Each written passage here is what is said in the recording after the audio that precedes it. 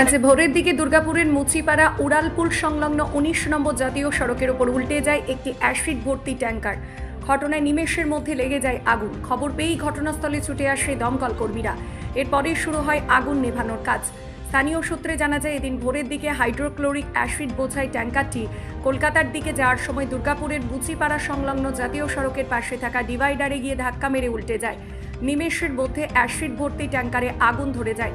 ঘটনায় ব্যাপক চাঞ্চল্য ছড়ায় এলাকায়। এছাড়াও জানা যায়, স্থানীয় লোকেরা ঘটনাটি দেখতে পেয়ে প্রথমে পুলিশে, পরে দমকলকে খবর দেন। তবে অ্যাসিড বোঝাই ট্যাঙ্কার হওয়ায় সমস্ত রকম ঝুঁকি এড়াতে জাতীয় সড়কের আসানসোল ও বর্ধমানগামী লেনে যান চলাচল বন্ধ করে দেওয়া হয়। পরে জানা যায়, হাইড্রোক্লোরিক অ্যাসিড ভর্তি ট্যাঙ্কারটি বিহার থেকে কলকাতার দিকে যাচ্ছিল। সেই সময় ট্যাঙ্কারটি মুচিপাড়া জাতীয় সড়কের কাছে নিয়ন্ত্রণ হারিয়ে উল্টে যায় এবং আগুন ধরে যায়। চারিদিকে ঢেকে যায় ধোঁয়ায়।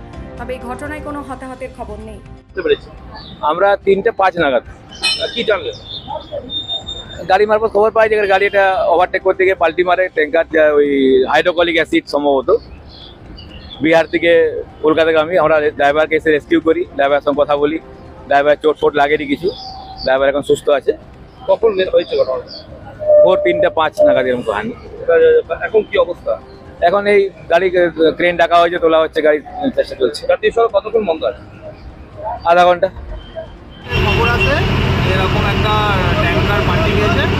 এসে আমরা দেখি যে ইমিডিয়েট রেসপন্স করি এবং দেখি যে এখানে একটা হাইড্রোক্লোরিক অ্যাসিড ভর্তি এবং 24 KL হাইড্রোক্লোরিক অ্যাসিড ভর্তি একটা ট্যাঙ্কার লিকেছে, একটা র্যাপিড লিকেজ ছিল। তো আমরা সেই তখন থেকে ওটাকে ডিসপাস করছি, ওয়াটার স্প্রে করে, কন্টিনিউয়াস ওয়াটার স্প্রে করে এটাকে কন্ট্রোলে রেখেছি। এখন ট্রেন এসছে, এটাকে রিকভার করে তারপর নিয়ে যাবে। এটাকে রিকভার করে নিয়ে স্টেট পজিশনে আনতে পারলে আশা করছি লিকেজটা হবে না, তখন এটাকে কোনো সময় নর্মাল কন্ডিশনে হয়ে যাবে। একটু বিপজ্জনক ছিল বিষয়টা। হ্যাঁ, বিপজ্জনক তো বটেই। এটা তো হাইড্রোক্লোরিক অ্যাসিডে আছে, এই যে গ্যাসটা দেখছি একটা ফিউম, এই ফিউমটা তো মানে আমরা ইজিলি ইনহেলও করতে পারি না, একটু টক্সিকও আছে, স্কিন ইরিটেশন হয়।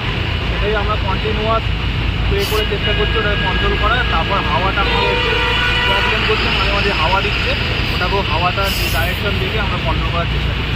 আপনাদের আপাতত কন্ট্রোলে আছে, কোনো অসুবিধা নেই, কোনো ক্যাজুয়ালিটিও নেই। কটা গাড়ি এসছে জলে? আমাদের দুটো গাড়ি কাজ করছে, রিলে করে কাজ করছে, জল করছে, নিয়ে আসছে।